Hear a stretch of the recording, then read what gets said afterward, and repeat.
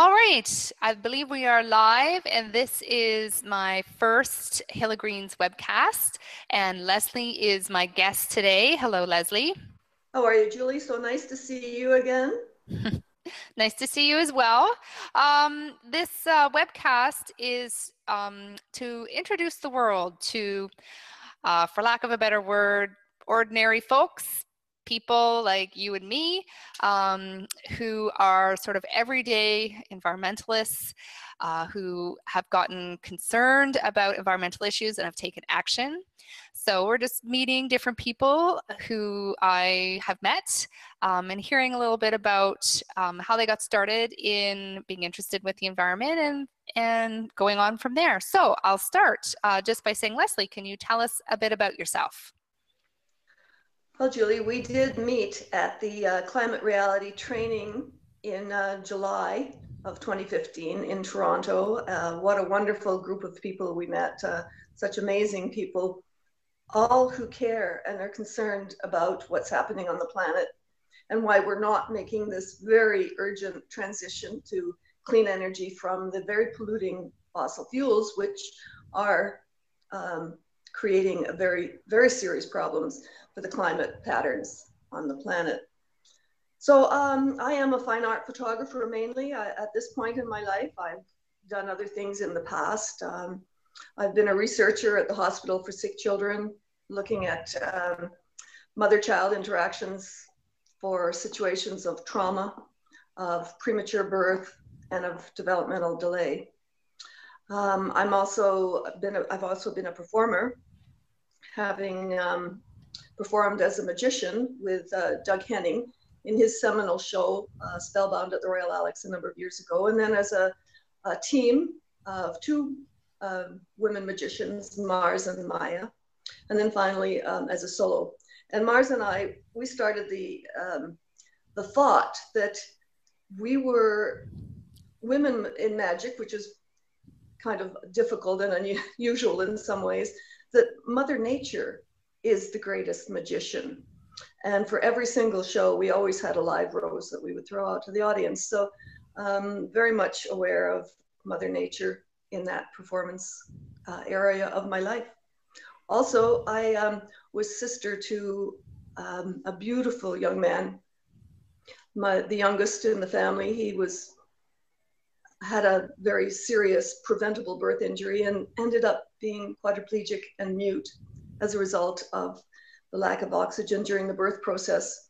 However, that didn't stop him. He invented a way to write poetry when he was 15, based on being able to say yes and no, and the fact that he had memorized his entire record collection. So he became an award-winning poet. He won a mention in the Commonwealth Poetry Competition, and there was a film done about him that was on Man Alive called A Fragile Tree Has Roots. So being John's sister, it was always, his life was often at the edge of life and death. And I grew to being so aware of that delicate balance between life and death and the struggle and the fight to support his life many times. And I think that carries on to my concern about our planet, that need and desire to foster life. So when would you say you've given us some very interesting personal history? When would you say you became attuned to or aware of environmental issues? When was the first? Well, I think it was my early childhood that was at the edge of the rainforest in Guyana. I just soaked up the beauty of that wild energy. When I was in school, I think I was about grade 2 or 3, walking home from school, there was like a lawn, several lawns that were just covered with dead blackbirds. It was just such a horrible thing to see. It just hurt my heart. And I think it must have been before Rachel Carson's book, and it was probably in the era of DDT. So I've been aware, and I guess as a child, we were you know, with the nuclear threat at the time, you know, we'd all have to do these tests and get under your desk. Well, what the hell is a desk going to do in the middle of a nuclear attack? Anyway, so this sense of anxiety, I think many of us hold in our hearts and minds in this era. From having grown up with it, you think? Well, you know, you just have to watch the news now. And I think people are starting to connect the dots at all these very serious climate situations that are happening. The forest fires in BC and in California, the droughts, the mudslides that go along with it, the changing weather patterns. I think we all, on some, even if it's only on a subconscious level, I think we're all aware that there are serious issues going on. So you mentioned your childhood as being a time when you were sort of attuned to nature. At what point did you become more active, say in terms of raising awareness about environmental issues or anything along those lines? Well, I guess the most recent one that I can point to is I went to a lecture by Dr. James Orbinski, who was head of Doctors Without Borders for a period of time. And he wrote a book called An Imperfect Offering. And I happened to run into him after his lecture. I happened to run into him at a restaurant later that day. And in the conversation with him, I asked, well, and my husband and I asked, well, what is the most serious thing that we should be aware of? And this man who had been through Rwanda and horrors in so many places in the world, you know, human on human horrors, what his answer was is climate change. Climate change is the most serious issue that we have to pay attention to now, because with the changing climate patterns, we're already seeing huge refugee, thousands and thousands of people trying to escape terrible situations. And with the changing climate patterns, this is only going to get worse when resources get less, fresh water, arable land, the resources. We have to be resourceful instead of raping our resources on this planet. What led you to apply for the Climate Reality Conference? And just to let everyone know, there was one that took place in Toronto in July, which is where I met Lesley, along with a lot of really awesome people. The Climate Reality, it's called the Climate Reality Leadership Corps, and I'm going to put links below this video on YouTube if you're looking for more information. The next one is coming up in Miami, Florida. It's hosted by Al Gore, and they run fairly often, I believe. So if anyone is interested in going, but my question for Lesley was, how did you end up applying? What was the compulsion for that? Well, I do get lots of emails from many environmental organizations because I am concerned about these issues. And the next training is in Miami, September 28th to 30th. And a friend of mine has applied and has been accepted, which I'm really thrilled about. But the other thing I guess I should mention, I get all these emails because one of my jobs over the last 15, 18 years has been as an artist in the schools. And I've been asked to create a number of programs to take into the schools. So I've done the research and created the journey for the students. I started off with one on causes of world hunger called A Timeless Tale, Robin Hood and the Corporate Barons.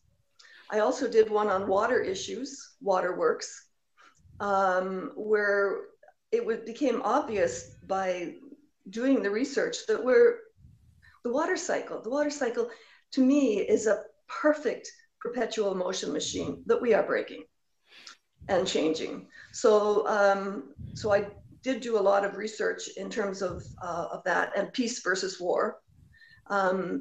You know, with more and more serious climate issues, we have to protect from violence. We have to find the way to have fairness and equality on this planet. Otherwise, we're in for a very, very rough ride.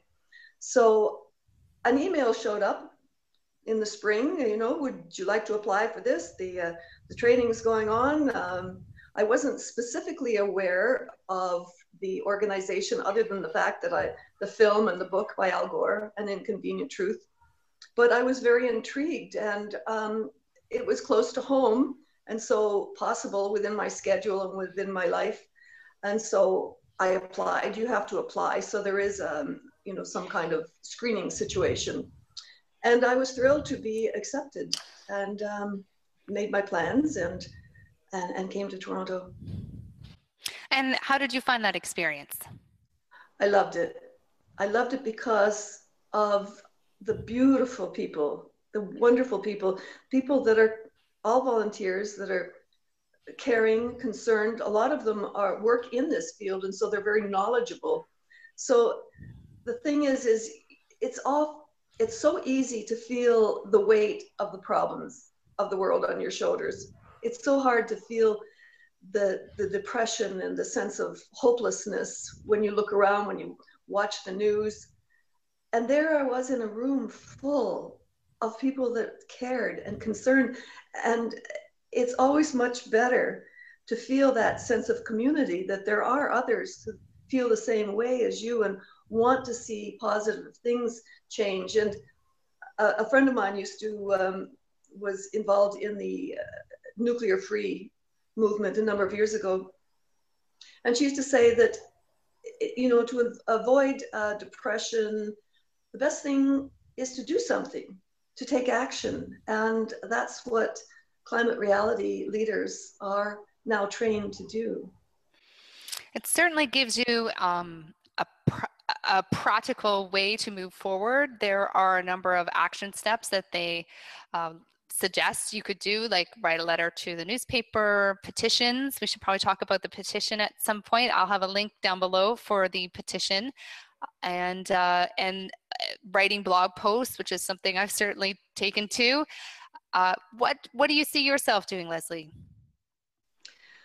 Well, I've already collected a number of signatures on paper for the Road to Paris.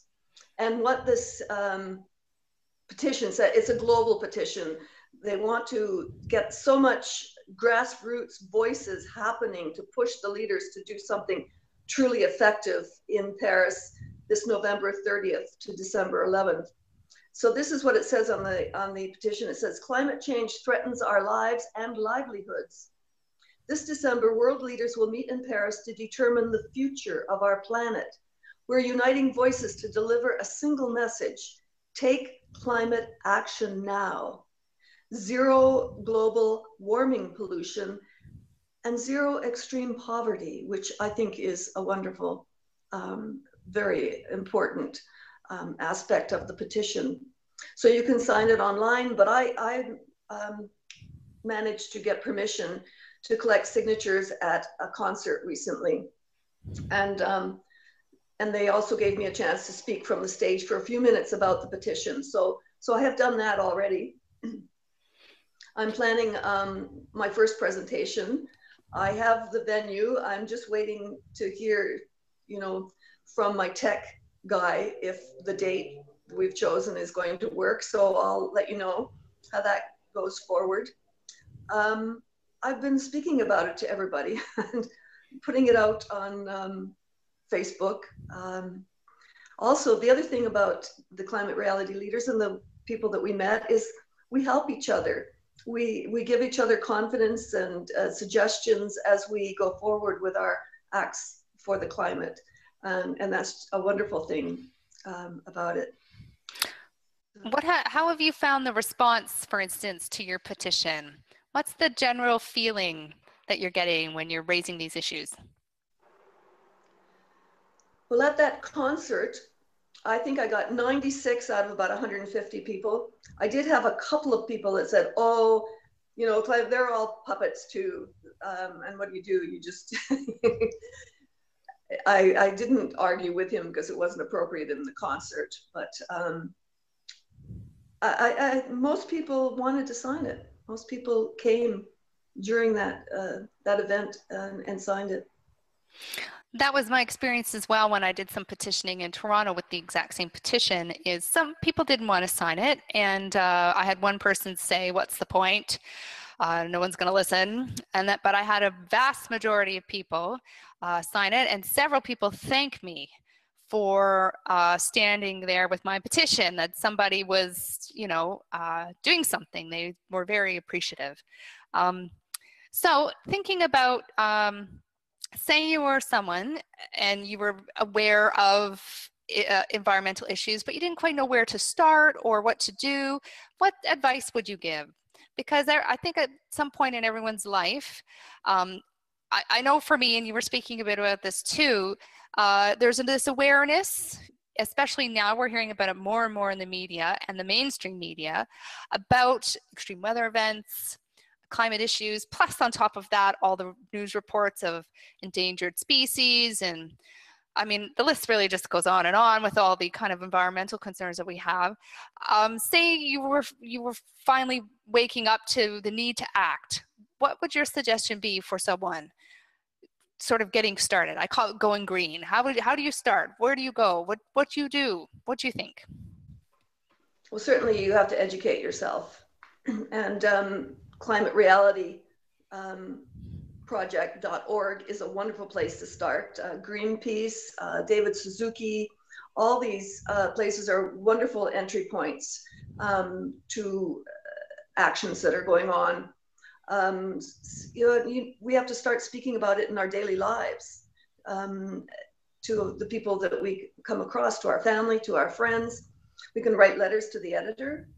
And what's really important right now in Canada and coming up next year in the States is to push to make climate change an election issue. This election in Canada is of global significance because of the UN climate talks coming up in Paris. We have to get something right, and we have to have Canada become an honest broker again in the world of international affairs, especially about the climate. So having action on a national level, as well as, I mean, all levels of government, this is something that should be talked about more. And sometimes the way to get that on the agenda is from the people raising it as a question to their elected officials. Well, as an artist too, there's also a cultural event happening in Paris at the same time during the climate talks called Art Cop. And they're actually inviting cultural events from all over the world to register their events. So if you go to artcop21.com, so that's ARTCOM 21.com, you can register cultural events to do with the climate talks in Paris. So artists have a voice in the culture, can change minds through writings, through paintings, through art, through films, what you're doing now on the media. This is all very important. We have to keep this conversation not just limping along, but a groundswell, a Niagara Falls of public opinion to move the world leaders to what has to be done.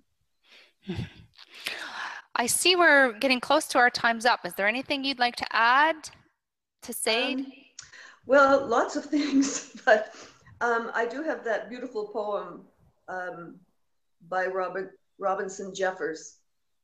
And I'll just say it now if you don't mind. Please, yes, please. It is only a little planet, but how beautiful it is. Water that owns the north and west and south, and is all colors and is never quiet. And the fogs are its breath. All the free companies of windy grasses, pure naked rock, a lonely clearing, a little field of corn by the stream side, a roof under spared trees. Love that, not man apart from that. That's beautiful. Because we need to remember that we are part of this planet. We are children of Mother Nature. And if we soil our nest, if we destroy our world, where do we live? It's a moral question at this point. Do we really have it's not a free market, because the cost to so many people is so great. And the potential cost is much cheaper now to prevent climate disasters than it is to the money to pay afterwards. You can see that by the insurance companies that are getting involved with climate change, because they're seeing it from all the devastations that they're having claims made from. But yeah. I thought that was interesting at the conference that we went, that there was an insurance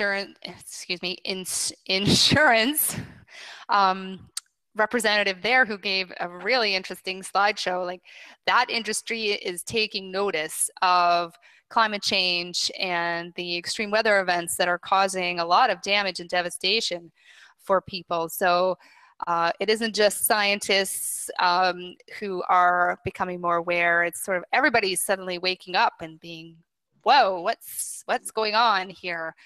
Just because and also it's not in the future. Everyone used to think, oh, in the future this was going to happen, but it's happening right now. In fact, it's a little bit scary. What do you say for the fear factor? How do you calm the fear?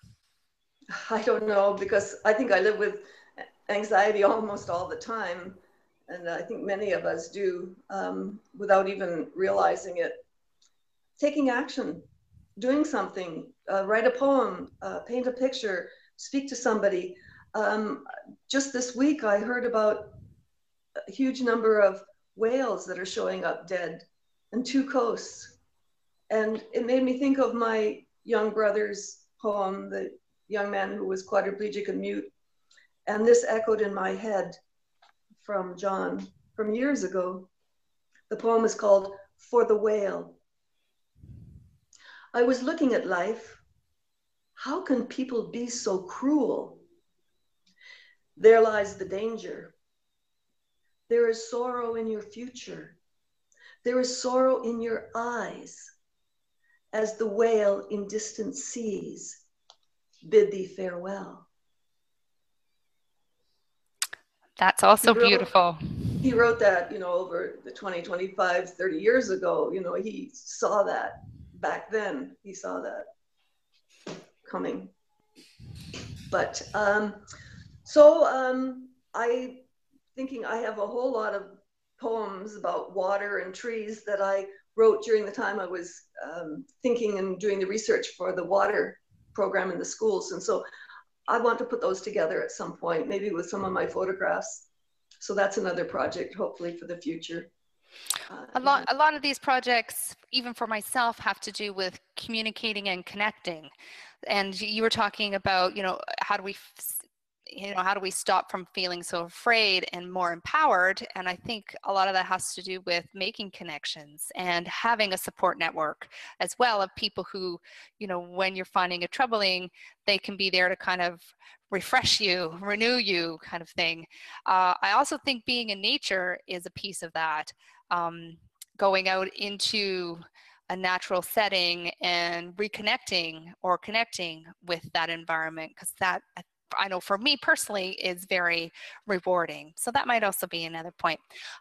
Just backtracking to something from earlier, I just wanted to make clear when we mentioned the presentation. Do you want to just talk a bit about what that is? Because I don't think we clarified that. That's a good point. As climate reality leaders, a major part of our training was the fact that we were trained by Al Gore himself and then authorized to give his slideshow. Now we can do sort of shorter versions, about half-an-hour versions, up to about 2-hour versions. And you can also tailor it. Say you're speaking to a group of people who are in agriculture. You can tailor it. And also, as climate reality leaders, we are in contact with people all over the world. I have friends now that are dear to me in Africa and Barbados and all over the States and all over Canada. And we can get information, what's going on in other parts of the world, and give this presentation, because we've been chosen, because we've shown leadership skills in the past, to be voices in our local areas to really stimulate this conversation and get it going. The presentation is an updated version of his that you would have seen in his Inconvenient Truth film. It's been updated and includes a lot of the recent extreme weather events, so it's more current. I do, when you were reciting that first poem about the Earth, I was reminded of the presentation because he starts it with that view from space and also the pale blue dot image, which is very evocative. There you go. Do you want to talk a bit about that? Well, I have a one-woman show about my wonderful brother who's passed away now, John C. Walker. And we always figured that our way of surviving the devastation of his absolute physical disability was to create a personal mythology.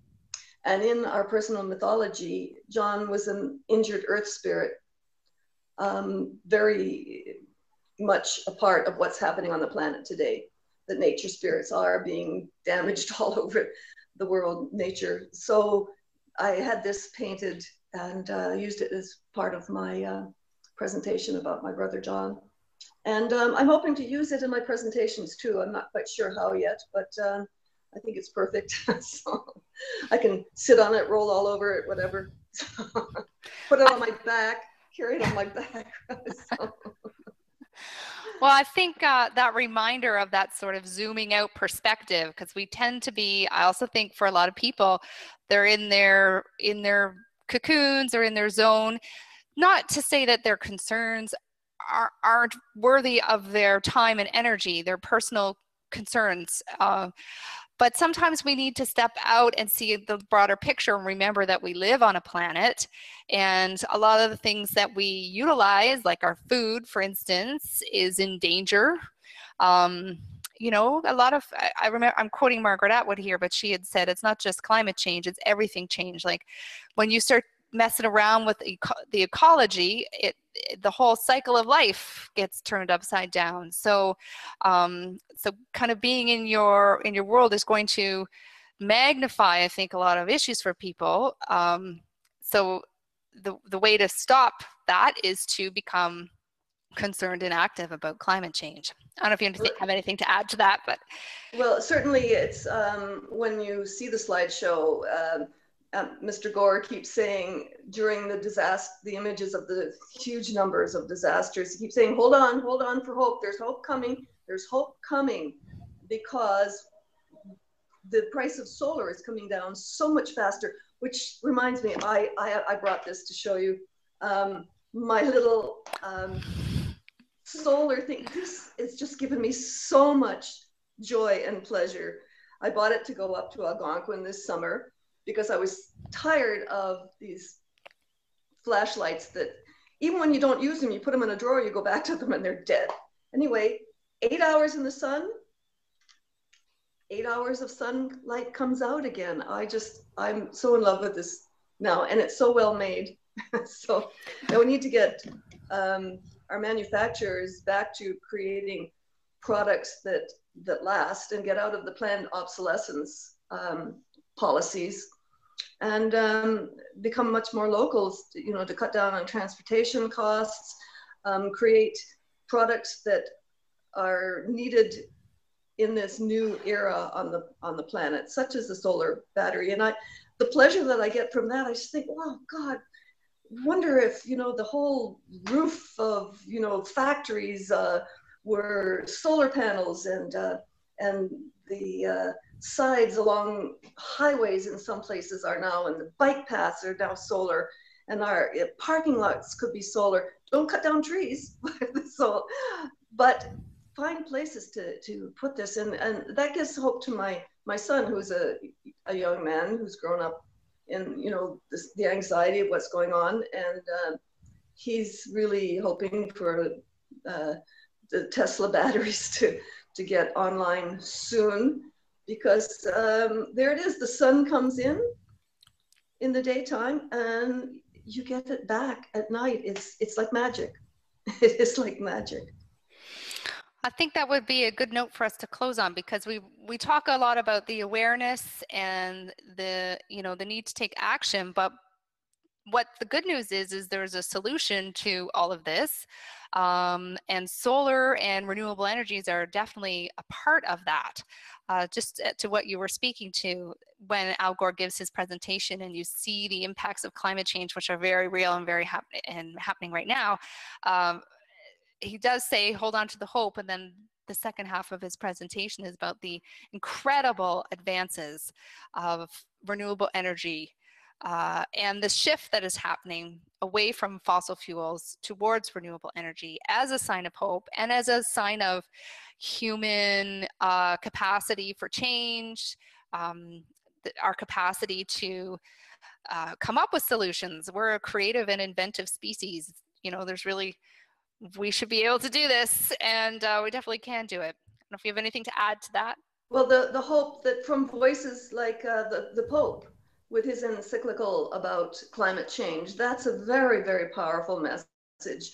And also people like Naomi Klein and her writings.